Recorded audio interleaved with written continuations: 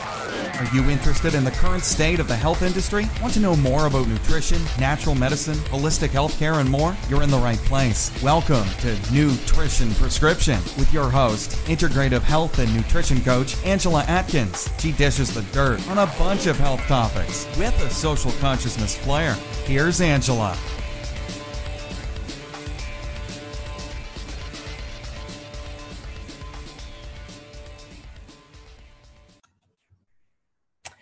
Welcome to Nutrition Prescription. This is Angela Atkins of YourHealthUnbound.com. And today I have two guests. Pretty exciting. We have Leah Summers and Wendy Moriarty. Let me tell you a little bit about them. Both are holistic health coaches and wellness cooking instructors. In their work, they help people understand how to eat cleaner and make empowered food choices. They're both expert meal planners and have discovered patterns that put people into their own food prison. That's an interesting concept, food prison. So they're teaching others how to break free one cell at a time. That sounds like an interesting topic to start off. Can you tell me a little bit about this one cell at a time? So what we've been finding through our work is that there are so many people searching for either a healing modality or a type of nutritional program to follow or some kind of fad diet to follow. And there really is, it's a constriction on, it can be so restrictive in their daily life. And so they're kind of, you're in a food prison where you tend to, and myself included, when I am trying to change, maybe eliminate more sugars or create a little bit better balance with my fruits and vegetables, you find yourself just kind of not knowing which way to turn, not knowing who to listen to, and you just wind up cannot get outside that box. You create a little prison for yourself. That's interesting. I like the fact that you spell thyme, Thyme, like the herb. I suppose there's some meaning behind that with your cooking expertise. Okay. Absolutely. Yes, we like to focus on plant-based nutrition. And like the way we read recipes is the healthiest version of it. Like when I go to a restaurant, I'm looking through the menu. And it isn't about, what tastes good as, like usual food. It's more like how many vegetables can I get in this dish that are going to taste great? And I try to make a variety and stuff. And, you go out with people or you talk to people and they're so set in their ways on, I can't have any fat in my diet or I can't have any carbs in my diet. And then you just get into that box, like Leah was saying, is then it becomes a prison and you can't understand that there are other ways and you don't need this fad. You just need to eat healthier and cleaner all the time. So that's interesting. I understand the idea of the fad diet, and it's all based on a model of deprivation, and that's really what I think where it goes wrong. People feel deprived and then it's not sustainable. So tell me what you do to get people out of this food prison. Okay, so, first we design meal plans for people, and when we're creating meal plans, we try and see the restrictions that they have and design a meal plan that may use, say, for example, they can have spinach, but they cannot have asparagus. So try and utilize the spinach in many different creative ways throughout a week's, 7-day stretch. So you don't feel like every morning you can wake up and have, for lunch, all you can have is a spinach salad with the same avocado and tomato. I could have more of a bowl type of thing. I could make it with brown rice and heat my spinach up and put some salsa on top of it. And so just kind of really see what works for your body. Everybody has a bio-individuality, and some people can have tomatoes and some people cannot. And, when you're trying to really restructure it, how can you utilize one particular food in many different ways? Right. And I'm wondering, in your planning, do you take into account like people who have autoimmune conditions, and not just, restricting certain foods, but foods that heal certain types of things that people are suffering with? Yeah, so we work for a diagnostic company that tests for certain food. It's the food inflammation test, and they test for a whole panel. Mm-hmm. So we're given the panel to create a plan with just these specific foods. However, we do have the knowledge of what what certain foods would be anti-inflammatory for one illness or another. So when creating, we're keeping that in mind and helping food pair. Whereas, for example, a lemon, when you put that with an avocado, you absorb more of the good fats into your body rather than just the avocado alone. Okay, that's interesting. So you're telling me that you work for a company that has the blood work, to test for these things. Do you see patterns in them? Absolutely. We see so many patterns. It's actually kind of funny because I get the blood test result and I go through what they can't have, and I tell a little story about what they've been doing before they took the blood test, and then I give them a whole new plan. Mm-hmm. And you see, 9 times out of 10, you see these test results that come in that can't have cauliflower. Mm-hmm. And for example, or carrots. I'm seeing so many blood test results coming in where they can't have carrots. And carrot is like the number one health food that everybody eats. Oh, absolutely. It's the first vegetable that even a kid would try. Mm-hmm. And so it kind of goes to, you have to have a variety in your diet. But we are seeing some funny patterns. You can tell who was a vegan before because they can have every type of meat, or you can tell the people who only eat meat, maybe they were the Atkins diet or the protein power diet, and they could only have meat. So it's kind of fun to make different choices and changes for them. That's really interesting. I hadn't thought about that, being able to identify people's eating patterns by blood tests. That's pretty specific. Yeah. What else do these tests tell besides like the types of foods they take and that they're eating, and I guess if they're showing antibodies that they're have an intolerance to them? Is there anything else you glean from that in order to make their meal plans? It doesn't necessarily give us these particular blood tests that we receive on our end don't necessarily come from the person's physician. So we don't actually see what they're going into the physician for. So maybe they would have rheumatoid arthritis, or maybe not. The only thing that we really would be able to see is if there's candida in their system, and that's a whole different type of meal plan, even if they're not sensitive to melons or strawberries or something. That would not be included in a meal plan for somebody that showed candida. I see. So does the same thing work for adults as works for kids? Yes, definitely.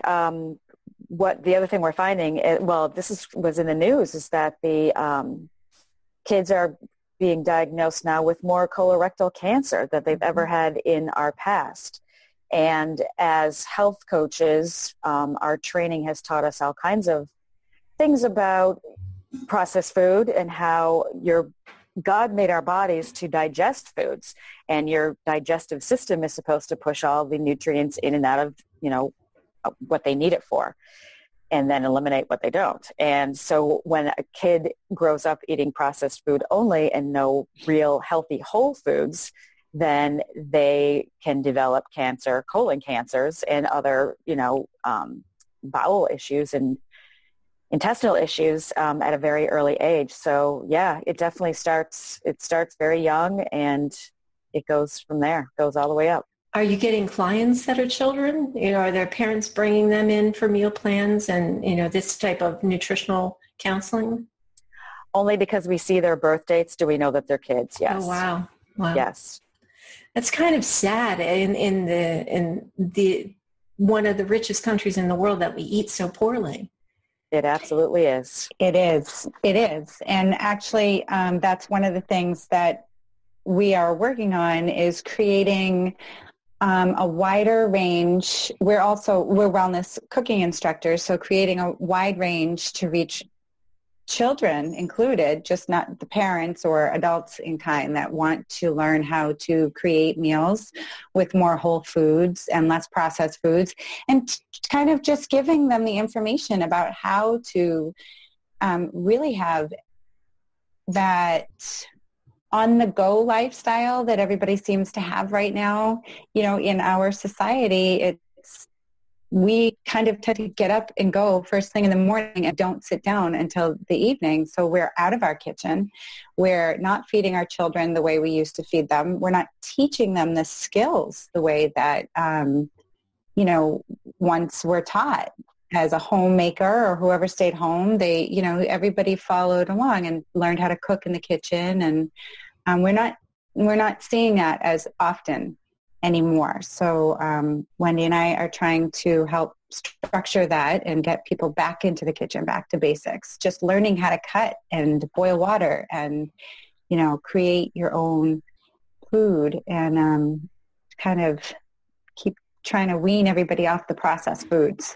So are you actually doing live coaching classes with people, or how do you teach them your cooking skills? Yes, it's all in person and local. At this point, I think once we start making video demonstrations, then we can go viral. But right now we're focusing on teaching the kids in our areas just how to make their favorite foods anyway, just how to make them in a healthier way. So what do you notice with the kids? I mean, are they interested in it? Is this something that comes as, something they really want to get into? Yes. Wendy and I have both taught separately. We live in two different towns, after school enrichment programs at our local schools. And these kids are thrilled by the idea of getting into the kitchen and creating. It's an art form in itself, and you can taste what you can put together and how it creates a different taste. It's kind of like painting. You put one vegetable with another and it tastes completely different than when it did single, and so we find that they're enjoying that. They're enjoying learning how to cut the vegetables and fruits and whatever it is, and then it all just kind of falls into place. Once you give them one fun task to start creating with, they are open to learning about the boring stuff too, of why you preheat an oven. Right. So are you actively seeing them changing their own diets? Are they moving away from eating processed foods to eating more whole foods by virtue of their experience with you? I think so. In some of my students, we are, I know my students because I coach them outside this class too, and that we would chat about nutrition. And I also, and Wendy as well, gave them packets of all the recipes that we cooked in class. And they would go home, and most of them went home and they got excited and they made the meals for their parents or their families. And so it kind of sparks an interest to keep them going. That sounds fantastic. I mean, that's a great way to bring the whole family into it. And you start with the kids, you're working on the next generation. That's such a great idea. So that's getting them the basic skills to get back in the kitchen. And do they bring their parents then next time, or do you just offer the information to their parents in addition to what the kids get? Well, in the after-school enrichment program, it is just the kids, but we offer cooking classes outside of school at other times that would include the parents. Yes. Oh, that's great. So tell me, what kind of convenience foods do people choose, and how do you get them from making those choices to making healthy choices? Well, for example, the zucchini noodles, for example. You can go out and get a spiralizer, and then you can go get the fresh zucchini, and then you can make the mess in the kitchen, and it's this extra step that a lot of people are afraid to take. Or you can go to your local grocery store, and they have them pre-made for you, and all you have to do is buy the little packet of the pre-made zucchini noodles and bring them home, and boom, you have, healthy noodles. You have any type of Italian dish or Thai food dish or anything with noodles you can make with a vegetable. So you're just having them substitute what a convenience food is. Yes. Since these days, all of our grocery stores, everything, try to make everything pick up and go, that you don't have to do anything. That's an interesting idea. Right. And if you're focused on the pick up and go, which is what we're gravitating towards, then the stores lately have been designing more and more the health food on the go, and not everybody shops at Whole Foods, but I know, for example, you can run into Whole Foods, and personally, on a Friday night, I go in and grab 2 rotisserie chickens and they're all pre-cooked for me and everything. I know they're from Whole Foods, so they're hormone free and all this, and they're like $14 for 2 chickens. I can't buy a rotisserie chicken and bake it myself for that price, for 2 of them. So, and that's kind of that's my go-to convenience food. And then I'll grab a pack of pre-cut, maybe one weekend it'll be the broccoli and cauliflower bag, and come home and steam it up. But it's already done for me. So this is what I'm grabbing the pre-cut, pre-washed. Maybe it feels like a little more expensive, but in the long run, it's not. It's my time because somebody else has done it for me, and then I can come home, just throw it in the pot, and I'm done. See, that's one of the arguments I hear all the time is that one, eating healthy, eating organic or not processed food, it takes too much time to prepare or it's too costly. But as you said, these more and more stores are coming around to putting that stuff out there as prepared food in replace of the processed food. And I think spreading that word is something we all need to do. And your method of doing it, teaching the cooking classes, is fantastic. So give me kind of a scenario of how someone approaches or gets your services to go through either the cooking classes or, the meal preparation. I would give I actually have a talk coming up at our local library about hidden sugars in foods and about why you should eat healthier choices like organic versus conventional. And then at the end of my talk, I'll say, I have cooking classes available and they can sign up that way. But I give a free talk, and then people kind of can listen and make choices to purchase classes after that. So it's really about all of us. And part of the reason why I have this podcast is to collaborate with other health coaches. Mm-hmm. It's all of our duties to get out there and spread the word. It really is. It's important. It is. And so even being in different cities doesn't stop you from collaborating. So I think that's a great idea right there. What other opportunities can you offer to people to either get your services or to find more things available for healthier eating?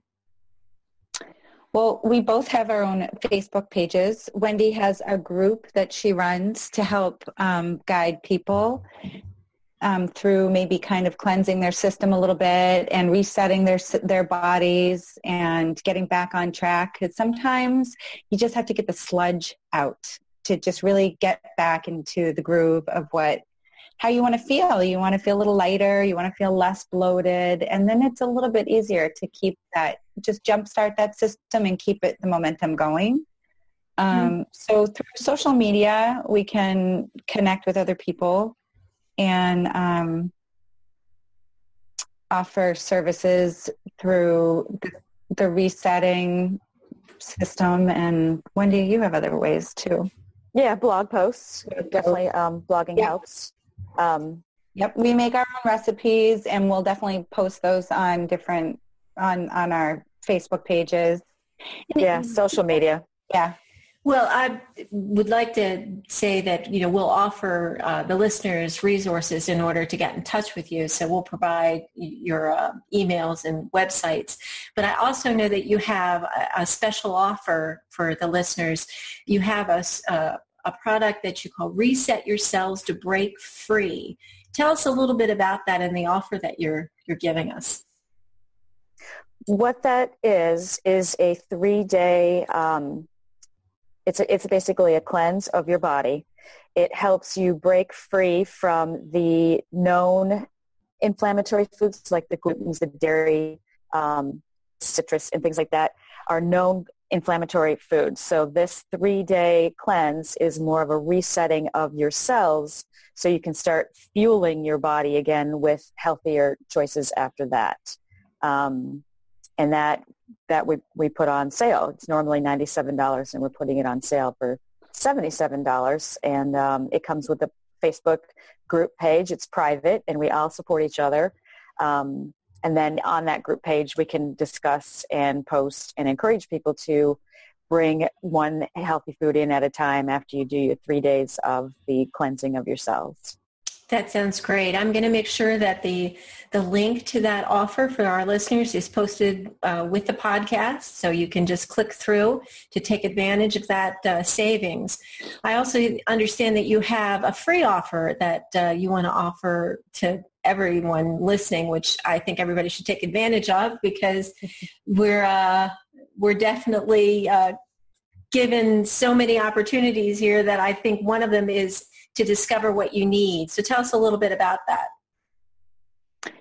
So a 30-minute discovery session is something can really help people create a better idea of where they're coming from. Sometimes people just don't realize where they're actually coming from, what their daily routine looks like, and how it affects their health. So a 30-minute discovery session with us would kind of go over what a daily routine looks like for you, what your daily intake would be, and what avenues you could go to strengthen some more health and support.